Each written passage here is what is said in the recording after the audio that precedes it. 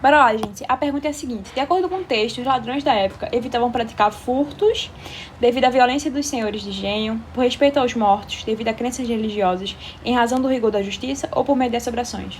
Para isso, a gente tem que ir lá ler o texto, né? Então, bora lá. Então, bora ler o trecho. Mas a Casa Grande patriarcal não foi apenas fortaleza, capela, escola, oficina, santa casa, harém, convento de moças, hospedaria. Desempenhou outra função importante na economia brasileira. Foi também banco. Dentro das suas grossas paredes, debaixo dos tijolos ou mosaicos no chão, enterrava-se dinheiro, guardavam-se joias, ouro, valores. Às vezes guardavam-se joias nas capelas, enfeitando os santos. Daí Nossa Senhora sobrecarregadas a baiana de teteias, balagandãs, corações, cavalinhos, cachorrinhos e correntes de ouro. Os ladrões, naqueles tempos piedosos, raramente ousavam entrar nas capelas e roubar os santos. É verdade que um roubou o esplendor e outras joias de São Benedito, mas sobre o pretexto ponderável para a época de que negro não devia ter luxo. Com efeito, chegou a proibir-se, nos tempos coloniais, o uso de ornatos de algum luxo pelos negros. Por segurança e precaução contra os corsários, contra os excessos demagógicos, contra as tendências comunistas dos indígenas e dos africanos, os grandes proprietários, nos seus zelos exagerados de privativismo, enterraram dentro de casas as joias e o ouro do mesmo modo que os mortos queridos. Os dois fortes motivos das casas grandes acabarem sempre mal assombradas com cadeiras de balanço, se balançando sozinhas sobre tijolos soltos, que de manhã ninguém encontra, com barulho de pratos e corpos batendo de noite nos aparadores, com almas de senhores de engenho aparecendo aos parentes ou mesmo estranho, pedindo padres nossos, ave marias, gemendo lamentações, indicando lugares com botijas de dinheiro, às vezes dinheiro dos outros, de que os senhores ilicitamente se haviam apoderado, dinheiro que compadres, viúvas e até escravos lhe tinham entregue para guardar. Sucedeu muita dessa gente ficar sem os seus valores e acabar na miséria devido à esperteza ou à morte súbita do depositário. Houve senhores sem escrúpulos que, aceitando valores para guardar, fingiram-se depois de estranhos e desentendidos. Você está maluco? Deu-me lá alguma coisa para guardar?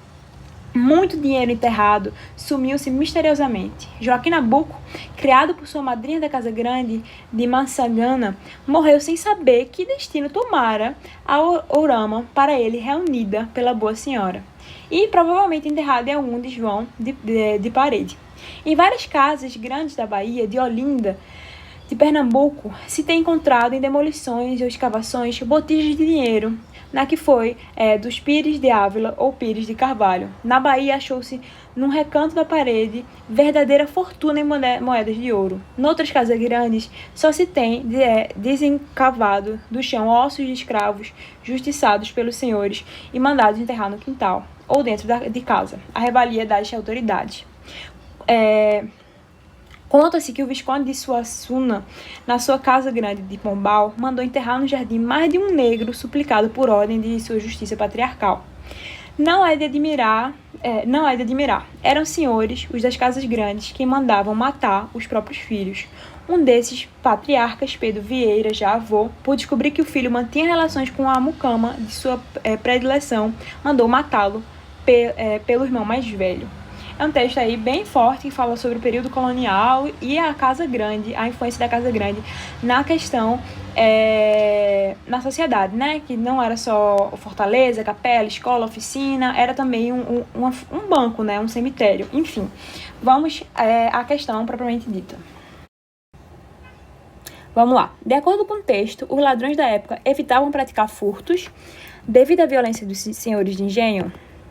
Em algum momento do trecho, a gente pode falar que os ladrões evitavam, é bem no iniciozinho, ó, que os ladrões evitavam, nesse parágrafo aqui a gente vai encontrar a resposta, que os ladrões evitavam roubar por conta da violência dos senhores de engenho? Não, a violência dos senhores de engenho é citada quando se refere aos escravos.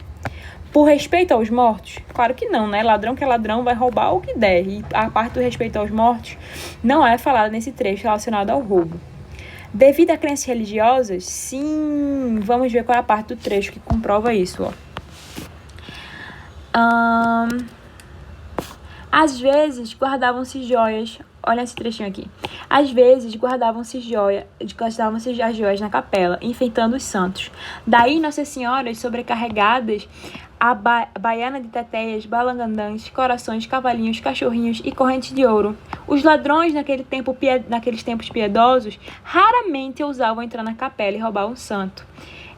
É verdade que um roubou o esplendor de outra joia de São Benedito, mas sob o pretexto ponderava para a época que negro não deveria ter luxo. Com efeito, chegou-se a proibir nos tempos coloniais o uso de ornatos de algum luxo pelos negros. Então, olha, o que é que acontece? Os ladrões, eles roubavam capelas, com exceções, que foi esse caso aqui, certo?